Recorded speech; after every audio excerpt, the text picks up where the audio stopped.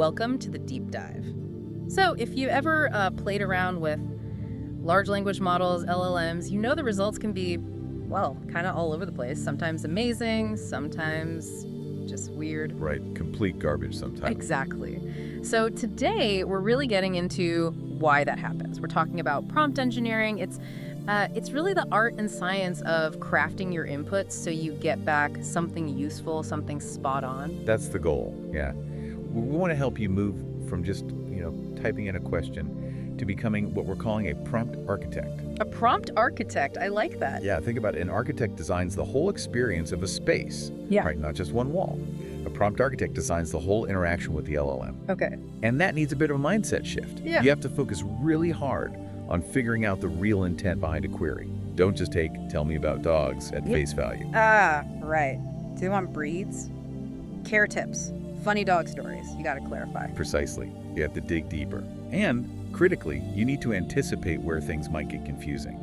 Ambiguity is the enemy here. Like your example of cooling towers. Could be the big structures, could be engineering documents, very different things. Exactly. You define that stuff up front. That's also how you start building templates you can reuse later, making things way more efficient. Okay, so that mindset, that's the foundation.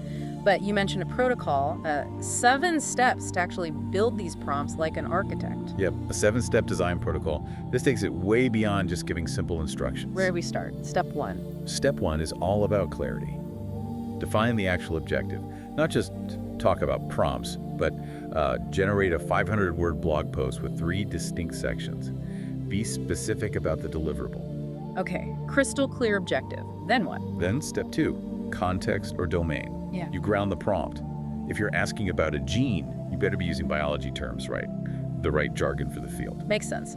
Goal and glossary, basically. So after that, we're shaping the output itself. Exactly. Steps 3 and 4 are format and constraints. First, pick the right format. Yeah. You need JSON if it's for an API, maybe bullet points for a summary, or a narrative style for a story. And constraints, these are the guardrails. The guardrails, yeah. This is crucial for stopping the model from just rambling or making stuff up.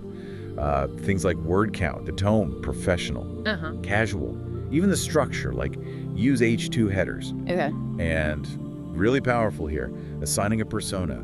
Tell the model who it should be. Act as a skeptical journalist or respond like a kindergarten teacher. That persona part seems key. So we've got the objective, context, format, constraints, even a persona. What's next? Guiding it. Yep, step 5 is guiding the LLM, often using few-shot learning. Basically, you put 1, maybe 3 good examples right in the prompt. Ah, like showing your work. If you want it to solve a math problem, you give it a solved example first. You got it. Teach by showing. Okay, but wait. If I've given super clear instructions, constraints, and examples, why do I need step 6, the simulated test run? Seems a bit redundant, no. It's subtle but important. Examples guide it, but the test run is like pre-debugging.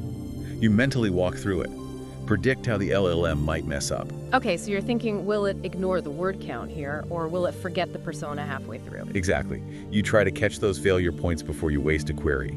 You refine it based on that mental simulation. And then, the final check, step 7, is the self-review for non-experts. Meaning you look at the potential output and ask, would someone who doesn't know this topic understand this? Is it clear? Is it accessible? Got it. Let's make this concrete, the cover letter example for a tech job. How do the steps stack up? Okay, so, objective. 300-word cover letter, domain. Tech job application, so we need keywords like agile, maybe Python. Format and constraints. Format is a standard letter. Constraints, professional tone, 3 paragraphs max. Persona, act as an expert career coach. Okay, makes sense. Now, the test run prediction. We predict it might use tired cliches, right? So we add another constraint. Avoid generic fluff. Focus on quantified achievements. See. Stacking those steps really refines it. You end up with something much stronger. Precisely. High quality, actionable, probably ready to go after one try. It really drives home that prompt engineering isn't some niche techie thing. It's a productivity skill for anyone, writers, students, managers. Absolutely. It saves time, boosts quality.